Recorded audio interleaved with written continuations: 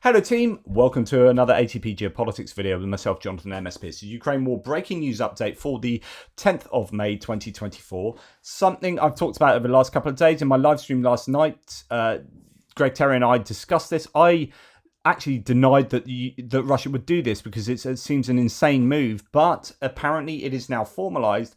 Russia are starting a new offensive, have started a new offensive in the Kharkiv direction, coming from the Belgorod region in the north of to the north of Ukraine. So this is Ukraine. We have the front line over here. We have Kharkiv, the second largest city in Ukraine. It's now presently got about 1.2 million people living there. And you have the border north of there, this Kharkiv area. And apparently the Russians are attacking in this area. And that started last night. This has been confirmed by Zelenskyy himself, who has stated at a press conference with the outgoing Slovak president that Russia is launching a new offensive in the oblast.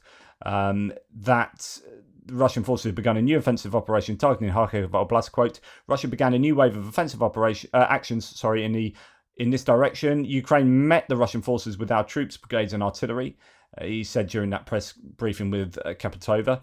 And Moscow recently intensified attacks against Kharkiv amid reports that Russia might plan to attack Kharkiv as part of a wider offensive in the coming months. The defense ministry early in the day reported that Russian military attempted a breakthrough of Ukraine's line of defense in the oblast. Now, I have been talking about how potentially the Russians have been amassing both troops in that area and also just in general not sending them to the established front lines, and that actually some of their manufacturing capacity has been put aside and not sent to the front lines. And I've been thinking that's crazy because Ukraine are on their knees in certain places along the front line, and if they just put all the new equipment they'd built and those new recruits and shoved them into the Avdiivka area or possibly into the Novomykhailivka or Krasnohorivka area, they'll blast through there and cause a bit of a collapse maybe in certain areas of the front.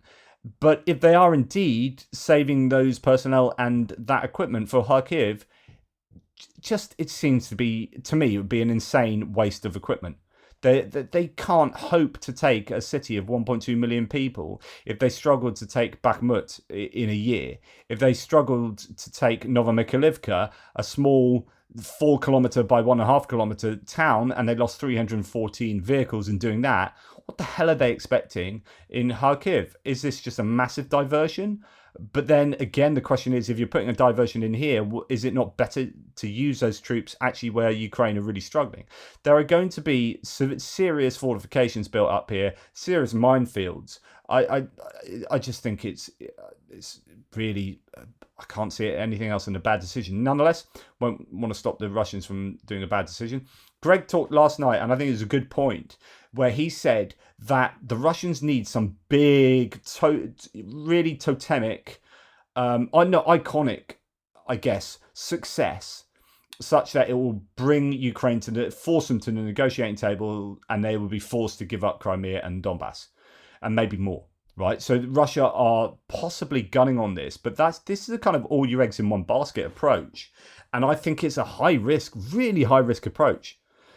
Let me know what you think. But anyway, let's go into some details. So George Barrows from the ISW says, Kharkiv operation that our team has been forecasting began this morning at 5 o'clock in the morning in Ukraine with what is either reconnaissance in force or badly conducted combined arms attacks. Russian forces are operating with tube and rocket artillery support, so multiple launch rocket and standard artillery, mortars and carb, so the glided guide bombs, air support.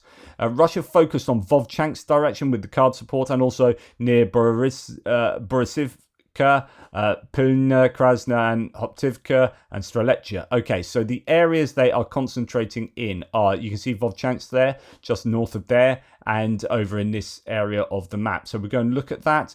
That appears to be, if we zoom in here, Vovchansk. So in this area, you've got Kharkiv there. So up in the Vovchansk, north of that town, and that's a fairly significant town there, north of there, and also over here from Streletsya to Borisivka. So in this area, directly north, really, of Kharkiv. So this is really quite serious stuff.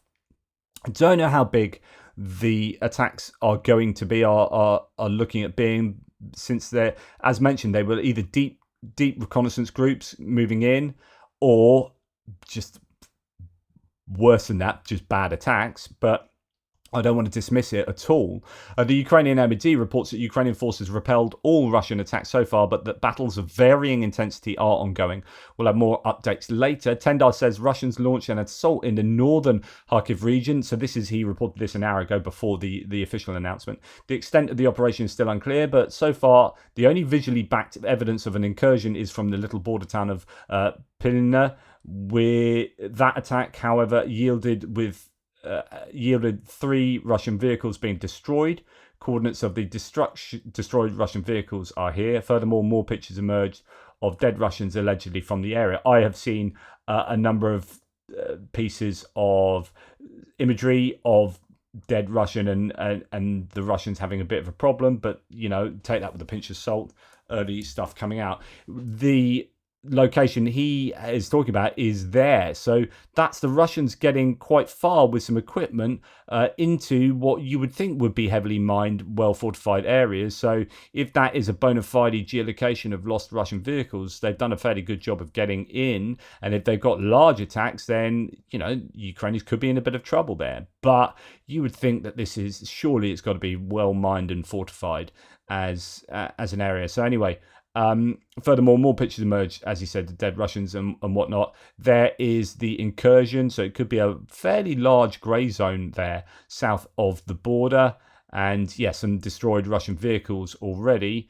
I don't know if that is foreshadowing what is to come. Syriac Maps, the pro-Russian map, has just reported the Russian MOD confirms the beginning of ground operations in Kharkiv Oblast. The first Russian troops entered in Ukrainian territory during the first hours of May the 10th. Some groups have surpassed a series of villages, but it's premature to confirm the control over them. Ukrainian army defences, which were built during the past months, are working well and have repelled further Russian attempts. So it's difficult to know what's going on. We have no reports reporting that Russian Volunteer Corps are in. They have units at a border village in Kharkiv as well. So they might be called into action against their own there. We'll have to wait to see what develops and whether the Russians will be. The thing about doing attacks, right, is that I've said this before. Everyone seems to say this, is in a time of drones, you cannot mount surprise attacks. Right, so whether it be down on the Zaporizhia front line and a convoy of 20 vehicles, it's going to be coming, and you can do things about that, right?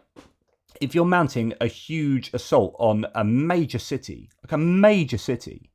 then you are going to need an absolute ton of staff, and the Ukrainians will absolutely know it's there. They'll know where it is. They'll have satellite imagery of the required amassing of those vehicles. This seems to be somewhat they're either underplaying it, or it's not the big attack that it kind of should be. You're going to need so much equipment, and of course amassing that amount of equipment makes it very vulnerable to attack. And the issues for the Ukrainians here is, if the Russians have amassed a lot of equipment, then the Ukrainians might not be able to use Western weapons to hit that equipment within Russia, which could be why the Russians are happy to attack here.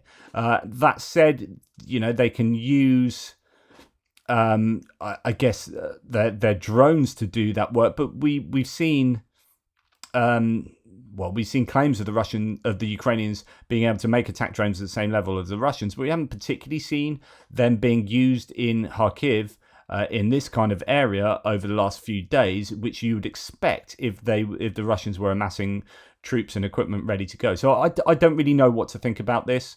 I probably shouldn't speculate too much. We did see Belgorod get hit with air defense shooting down Ukrainian munitions over the last couple of days, 2 nights ago, and that could have been trying to hit something to do with this mounting attack. I don't know how serious this is going to be. We shall see. It just seems to me a rather bizarre operation for the Russians to be committing to. Let me know what you think, and I'm sure more details will come out during the day. It might just be that this isn't like a massive attack that's trying to take Kharkiv, that it could be on the same level of some of these